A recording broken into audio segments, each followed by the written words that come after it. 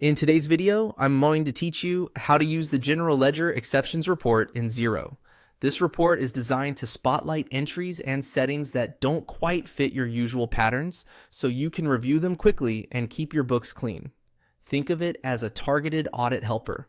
It filters the noise and brings potential issues to the surface, which is perfect for month-end reviews. Start by opening Xero and heading to Reporting on the main navigation.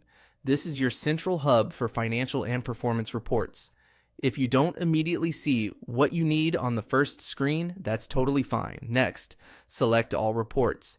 This expands the full library and makes it easy to find exactly what you're after without scrolling through unrelated options. Use the search bar to narrow things down. Type the word General to filter the list.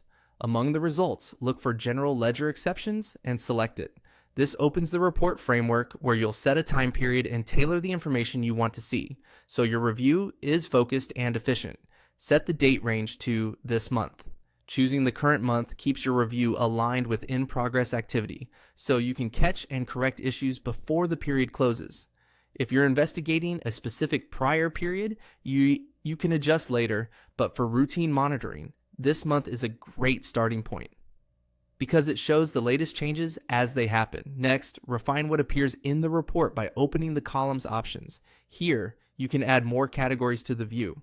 Consider including fields like source, user, tracking categories, tax rate, or reference.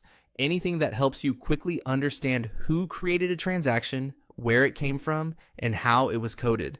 The goal is to display enough detail to make decisions without overwhelming the screen. Add only what helps you investigate exceptions confidently, and leave out what you don't need so the report remains readable. When your date and columns are set, click Update. This refreshes the report with your selections and compiles the exceptions that match your criteria. Give it a moment to load and then scan the results. You're looking for anything unusual: entries posted to unexpected accounts, amounts that stand out, missing descriptions, or activity that doesn't align with your accounting policies. Use the extra columns you added to understand context at a glance. If the page returns no items, that's a good sign. Your books don't have flagged exceptions for the period you chose. Build this report into your regular close routine and you'll catch issues early, stay compliant, and save time later.